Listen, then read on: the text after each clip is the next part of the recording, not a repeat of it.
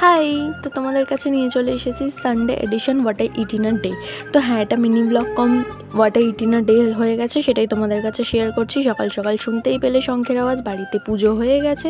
তো বাইরে এখানে তোমরা দেখতে পাচ্ছ ওয়েদারটা ভালো, হাওয়া দিচ্ছে, সেটা তোমরা ক্যামেরা দেখতে পাচ্ছ। বাট সকাল 9টার সময় ছিল 36 টেম্পারেচার। আর 36 থাকুক আর 40 থাকুক, বাঙালির কাছে রবিবারের সকাল মানে তো চা ম্যান্ডেটরি।